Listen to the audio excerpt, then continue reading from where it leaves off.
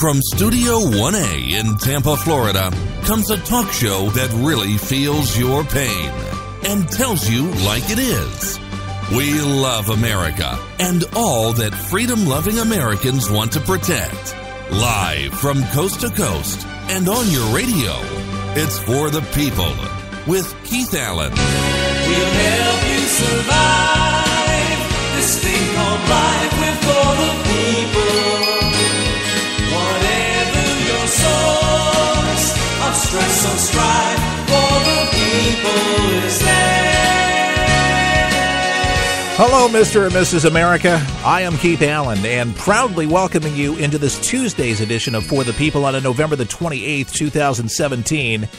It wasn't just turkey that people were enjoying, but apparently guns.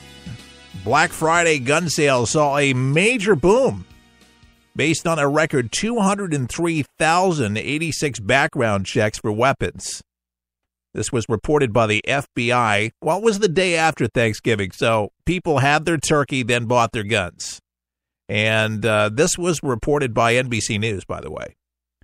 And they suggested the reason why so many guns were purchased is because the fear of a gun crackdown in light of the mass shootings could be driving a gun purchase surge. National Public Radio reported that Friday's background check number beat the old record of 185,713 background checks, which was set last year on Black Friday. And according to the FBI, the National Instant Criminal Background Check System was mandated by the Brady Handgun Violence Prevention Act of 1993 and then launched by the FBI 5 years later. So they go on to, talk about, in this particular article on Newsmax, according to the Vegas Review-Journal, about Stephen Paddock, about the 1,100 rounds into a crowd. Sandy Hook, it just mentioning what's on people's minds, what has got people up in arms, no pun intended. Why are they purchasing a handgun? Why do they need ammunition? Why? Well, first of all, it should not be so strange that people want to protect themselves. Obviously, it is our right to bear arms. It's written in our Constitution. Yeah, and there are those that really fear that the left is going to want to take our guns away. Now, we've repeatedly made this very clear, and we continually to do this, but the strictest gun control legislation on the books, California. But we see what's happening out in California. Chicago. What's happening in Chicago? Gun violence. Thousands of people dead because of guns, and it's tough to get a gun in Chicago. However, violence still ensues. So, obviously, it's not the legislation, it's the bad guys are getting the guns. Now, unless you're going to round up and do a roundup, which a lot of people feared that for years under Clinton, that they were going to go door to door and actually get our guns, there's organizations, there's people to the left that actually want this to happen. So if you bought a gun, good for you. If you have a gun and it's for safety reasons only, to protect your family, or you're a hunter, you enjoy going out and you're hunting deer, and that's your thing, or bear, or whatever it is that you go out in the woods to shoot. There's some people that like to go out and turkey shoot. There's duck shooting. There's all kinds of hunters. I wouldn't mind going out and shooting a duck. I mean, I wouldn't go and shoot an elephant dead. Now, some people would, on PETA, tell me you shouldn't shoot anything. Then I'm going to get a call from some vegans out there that are going to tell me not to eat meat. And there you go. It's funny how I'll crack myself up because I'm thinking in my head here. If you were inside my head, you might hear, I heard a connoisseur, a person that eats meat, say that they heard very carefully by some listening devices that were planted out in the field when they were cutting down tomatoes and lettuce, screams coming from the vegetarian. Exactly. vegetative stuff out of the fields. Even they cry. It's all life-sustaining. I'm not going to tell you to stop eating meat. Eat your vegetables. It's all in moderation. Anyway, and the same goes for people, for the right to bear arms. Ladies and gentlemen, we live in some very, very dark times where we have a lot of bad people out there, and we've recently seen it in Texas where people were shot dead. They weren't armed. They didn't have guns with them. And had they had guns, and it's almost every situation where a terrorist comes in that means ill will, that people are defenseless. Not in this country. We don't have to be. And have the right to bear arms? Amen. Let's proudly get that gun and use that gun and be able to have it when necessary. I think it's a beautiful thing. It brings me a sense of comfort to know that that gun will shoot somebody if needed. I have no problem picking it up and using it to protect my family or my friends or my colleagues. No problem doing it at all. And if you're afraid of a gun, that's a normal thing. If you haven't been around guns or have been exposed to that, the one thing that I could recommend is going to a shooting range and just getting familiar with shooting, finding a gun that works for you, your stature, and what you're comfortable with. And if you're not a good shot, if you're, you can't see very well, they have laser guns where, pretty much you point the laser and there you go. Bada bing, bada boom. But, some of you are naturals out there. You don't need to have that laser. They say it's cheating, but, it's not much more to get them with the lasers, but they're pretty cool. You hope you never have to use it, though, and I should say that. I don't think anybody that's a responsible gun owner wants to shoot somebody. I think that's the problem with a lot of people that are against guns, think that, that advocates more violence, gives more these extremist groups out there. That was the big thing with Hillary Clinton, the extremists, the militias, those gun people. So that would mean that anybody that actually served in the armed forces that has a gun, which seems like there is an awful lot of ex-military that actually are armed to the gilt. I mean, does it mean that they're quacks, or does it mean that they're actually patriots and that they're there to protect their family and their country in case something should go bad, if something should go south?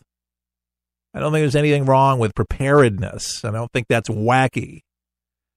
It gets wacky when you marginalize, when you segregate, when you consider yourself to be the superior race, white nationalist, we're better than you, and lock everybody else out, and the KKK and all those stuff I denounce and renounce. I mean, we're definitely not about any of that. Never, ever allude to being supportive of any of those groups.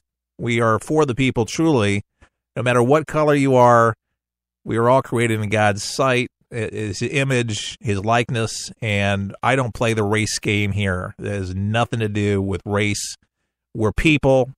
And it's your character, my brother, whoever you are, whoever you're listening. And we have folks listening from a lot of countries that are not America, and they weigh in on some of the subject matter that we have, and they educate me. And a lot of times they tell us how we take advantage of some of many of the good things that we have here and take for granted way too often, about how blessed that we are. That's what I get from people that don't live here. They wish that they could be here. And they just say, gosh, these Americans, don't they know how good they really have it? And there's so many foreigners that come over here. When they get here, they see the opportunities and they run with it. And a lot of them open businesses over here. It's kind of a joke, sometimes where you go in and they say, the Dunkin' Donuts is open all the time. And a lot of the Dunkin' Donuts these days is owned by Indians. But these Indians educated themselves. They saved their money. They brought their families over here, and they're successful. And to me, that is a model that you can take to the bank. There's so many folks that they see that opportunity and they run with it. They go with it. And they stop complaining about things and they start making things happen. I admire that tenacity. I admire people who see the goodness in this and the opportunities around them. And I say to myself, what could be more American than that? To come over to America and actually live the American dream. And I always say to myself, listen, that's a beautiful thing. And they're no less American, that Indian that owns that Dunkin' Donuts, than I am. I think it's a beautiful thing. And I'm not offended. There are some people that are, and they don't like to see it, and, you know, they talk funny or something like that. That's being an ugly American. To me, that should, you know, really crank your tractor, so to speak, and say, man, I need to kick up my A game. Because they see what a lot of folks don't see. And a lot of it is laziness. They'll even tell you, I've never seen more lazy Americans. There's a lot of hardworking people in this country, don't get me wrong. But there is a lot more laziness in this country that I've ever seen before. People just don't want to work anymore. I don't know what's happened, but people don't want to, you know, my leg hurts. I have this little tickle in my throat. I have a headache. And then they don't go to work. I mean, give me a break. Are you kidding me? A headache. A nation of whiners. I mean, geez. People go to work with worse conditions.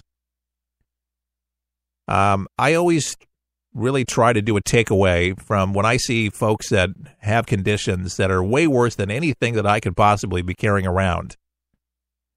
I.e. our military out in the hot desert, having those heavy backpacks, being under fire, or the possibility of being killed, being a police officer, having to go up to a window, not knowing whether or not you're going to be shot at. Yeah, stuff like that. Or, and I've told this story before, but I'm reminded of a gentleman that was waiting for a bus, and he was struggling, and I guess he had some kind of neurological disorder. It wasn't Parkinson's, no. Cerebral palsy is very much a struggle to be able to, with these braces in his arms and his legs. And I just simply asked the guy, I said, where are you going? He says, I got a family to support. I'm going to work. And it was so, to watch this guy struggle, I mean, it just was painful. But I thought to myself, who am I to complain about anything? And I like the inspirational stories, movies, and things like that. I enjoy it. And, you know, expanding in a lot of Barnes and Nobles, and I know bookstores seem to be a dying breed, but it seems like Barnes and Noble people, you know, they're still alive. But there used to be a lot more bookstores alive. But the inspirational section of libraries today, there used to be a real small section, and now it's like a whole row of inspiration. People are seeking it out. They really want some inspiration. They want some motivation. People go to seminars. People flock and listen to evangelists or Joel Osteen, make you feel good about yourself and prop yourself up and all that other stuff, because people really need it. And to me, sometimes you need a good swift kick in the ass, you know, to get yourself going and get yourself heading in the right direction. But you got to get off your duff and do something, and that's something that my dad had instilled into me at an early age when I started sweeping floors and making coffee at a radio station. And you know what? I had pride in it. I also worked at a pizza store. Enjoyed that. Giuliano's Pizza in Montclair, New Jersey. Never forget that. But I had pride in it. I made my money. It was an honest day's work. Was it the best job in the world? No. But did it pave the way for what I wanted to do? Absolutely. People have to start making goals. Start setting goals. Start dreaming again about starting that business that you want to start. You know, why is it that these foreigners come in here and they bring their family over and everybody pitches in and